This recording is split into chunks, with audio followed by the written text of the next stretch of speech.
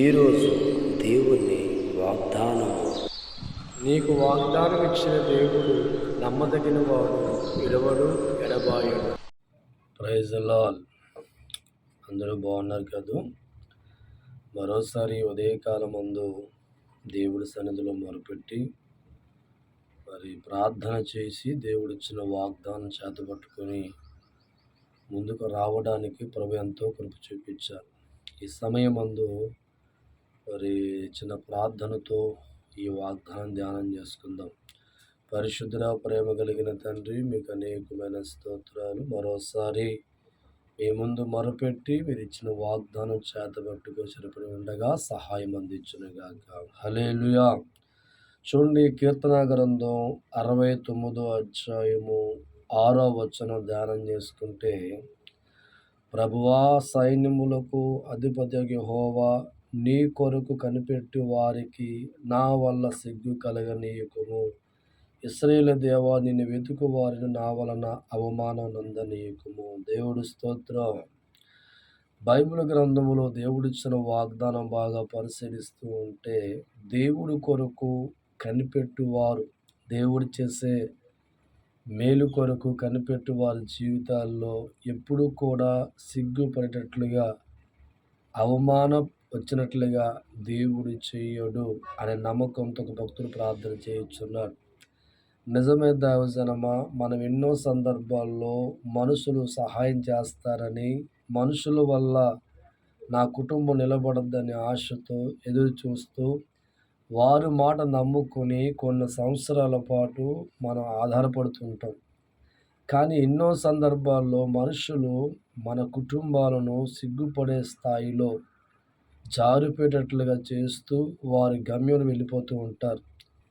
దేవుడు నమ్ముకున్న ఏ ఒక్క కుటుంబాన్ని కూడా సిగ్గుపడేలాగా దేవుడు చెయ్యడు అనేది ఎంతో సత్యం. ఎంతోమంది నమ్ముకొని సిగ్గుపడే స్థాయిలో వారి కుటుంబాలు పడిపోవడం గమనిస్తూ ఉన్నాం. చాలామంది అంటూ ఉంటారు, నేను పలానా కుటుంబాన్ని ఆధారపడి నమ్ముకొని వెళ్ళాను, నమ్మి అనేకమైన పెట్టుబడి పెట్టాను, అనేకమైన వాటిని వదులుకున్నాను, ఈరోజు నా కుటుంబం సిగ్గుపడే స్థాయిలో దిగజారిపోయిందని బాధపడుతూ ఉంటారు. కానీ దేవుడు నమ్ముకున్న వారి జీవితాలు ఎప్పుడూ కూడా సిగ్గుపడవు. నువ్వు దేవుడి కొరకు, దేవుడి కార్యం కొరకు కనిపెట్టే వ్యక్తివైతే బ్రతుకులో, భవిష్యత్తులో సిగ్గుపడేటట్లుగా దేవుడు ఎన్నడూ కూడా నీ కుటుంబాన్ని ఉంచడు అనేది బైబిల్ గ్రంథంలో దేవుడిస్తున్న వాగ్దానం. ఈరోజు నీ జీవితంలో కూడా ఒక మెరుగైన జీవితం కొరకు, ఒక దీవెనకరమైన జీవితం కొరకు, ఒక ఆశీర్వాదకరమైన జీవితం కొరకు దేవుల్లో ఉండి కనిపెట్టే వ్యక్తిగా ఉంటే అది ఎప్పటికీ కూడా దైవజనమా సిగ్గుపడే స్థాయిలో దేవుడు ఉంచడు. దేవుడు వాక్యం గమనిస్తూ ఉంటే, నీ కొరకు కనిపెట్టు వారికి నా వల్ల సిగ్గు కలగనీయకుము. దేవుడు కొరకు కనిపెట్టే జీవితాలు ఎప్పుడు కూడా సిగ్గుపడే స్థాయిలో దేవుడు ఉంచడండి. ప్రతి కుటుంబాన్ని కూడా పరిస్థితులన్నీ కూడా అనుకూలపరిచి దేవుని బట్టి గొప్పవారుగా మారుస్తూ వారికున్న ప్రతి అవసరాన్ని కూడా దేవుడు తీర్చి అద్భుతమైన మేలు చేస్తారు. బైబిల్లో ఉంది, సర్వజీవుల కన్నులు కూడా నీ వైపు చూచున్నవి, తగిన కాలమందు వాటికి ఆహారం ఇస్తావని. నోరు లేని ప్రతి జీవి కూడా దేవుడి వైపు చూస్తూ, దేవుడి మీద ఆధారపడుతూ, ఆయా సమయాల్లో ఆహారం దేవుడి చేతుల్లో పొందుకుంటూ అవి బ్రతుకుతున్నాయి. మనము కూడా దేవుడి వైపు చూస్తున్నప్పుడు, దేవుడు కొరకు కనిపెడుతున్నప్పుడు, కనిపెట్టే విధానం వృధా కాదు. కానీ దేవుడు ఆ కుటుంబాలు సిగ్గుపడనకుండా గొప్పవారిగా దీవించేటట్లుగా మారుస్తారు దైవజన్మ. ఈరోజు నీ జీవితంలో కూడా మనుషుల మీద నమ్మకం ఉంచి దిగజారిపోయిన కుటుంబాలుగా మారి, మనిషి మాటను బట్టి ఏదో ఒక వ్యాపారం చేస్తూ ముందుకెళుతూ నష్టాల వంటి పరిస్థితుల్లో ఉండి, వారి వల్ల ఏదో లాభం కలుగుద్దని కొన్ని సంవత్సరాలు కనిపెట్టి, చివరికి వారి వల్ల లాభం లేక, ఉపయోగం లేక ఉన్నదంతా పోగొట్టుకొని సిగ్గుపడుతున్న స్థాయిలో నీ జీవితం, నీ కుటుంబం మిగిలిపోయిందా? అయితే దేవుడు ఈ ఉదయం అంటున్నాడు, నన్ను నమ్ముకున్న వారి జీవితాల్లో, నా కొరకు కనిపెట్టు వారి జీవితాల్లో సిగ్గుపడే స్థాయి కలగనివ్వను అని ప్రభు మాట్లాడుతున్నారు. ఈరోజు దేవుడి వాక్యాన్ని నమ్ము, దేవుడిని నమ్మి జీవితాన్ని ప్రారంభించు. దేవుడి జీవితాన్ని మారుస్తాడని, బ్రతుకును మారుస్తాడని, కుటుంబాన్ని మారుస్తాడని నువ్వు దేవుడి కొరకు కనిపెట్టినప్పుడు నీ జీవితాన్ని సిగ్గుపడే స్థాయిలో ఉంచకుండా మహాభివృద్ధిలో దేవుడు ఉంచుతాడు. మహావృక్షముగా దేవుడు ఉంచుతాడు.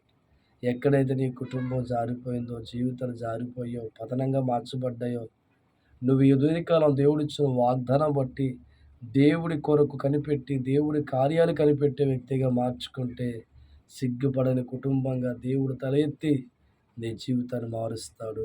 అట్టే దీవెనలు మీకు ఉండును గాక. ఇంకెందుకు ఆలస్యం? నాతో పాటు కూడా మోకరించి ప్రార్థించండి. పరిశుద్ధుడా, ప్రేమ నిజమే తండ్రి, మీ మనుషులు నమ్ముకొని కొన్ని సంవత్సరాలు కనిపెట్టినప్పుడు వారి వల్ల మాకు కలిగేది అవమానము, సిగ్గే తప్ప నాయన మా జీవితాలు మెరుగులేదు తండ్రి. అదే నీ కొరకు కనిపెట్టుకున్న వారి జీవితాల్లో ఎన్నడూ కూడా సిగ్గు పడనివరని వాగ్దానం చేస్తున్నావు తండ్రి. ఎంతమంది మాటలు విన్నారో ప్రతి ఒక్కరిని ధైర్యపరచండి తండ్రి. ఇదిగో నాయన డాక్టర్ల చుట్టూ నమ్ముకొని తిరిగి చివరికి పిల్లలు లేక అవమానించబడి ఉన్నారేమో తండ్రి. వారి చక్కని బిడ్డలు దయచేయండి. ఇదిగో నాయన లోకములో మధ్యవర్తులు నమ్ముకొని వివాహం కోసం చూసి అలసిపోయిన వారి బిడ్డలో ఉంటే చక్కని వివాహం జరిగించండి తండ్రి. జాతకాలు నమ్ముకొని, సిద్ధాంతాలు నమ్ముకొని, వారి మాట ఆధారం చేసుకొని బతుకులో గొప్పవారికి కావాలని పరిగెత్తి అలసిపోయారేమో. తిరిగి నీ వాగ్దానం నమ్ముతుండేగా ప్రభా, వారి కుటుంబాల ఆశ అప్పుల్లో విడుదల దయచేయండి, బాధల్లో విడుదల దయచేయండి, అనారోగ్యాలు విడుదల దయచేయండి, కన్నీరు వంటి పరిస్థితులు విడుదల దయచేయండి. కానీ వ్యవసాయం, పాడి, పంట, చిన్న ఉద్యోగాలు, వ్యాపారం చేస్తున్న వారి జీవితాలు అభివృద్ధి పరచండి తండ్రి. నీ కొరకు కనిపెట్టేవారిగా, వాగ్దానాన్ని ప్రార్థించేవారిగా వెళ్తుండగా ప్రభావ మీ సహాయం దయచేయమని యేసుక్రీస్తును విడుచున్నాను తండ్రి. ఆమేన్. Praise the Lord. దేవుడు మిమ్మల్ని మీ కుటుంబాలను బహుగా ఆస్వాదించును గాక.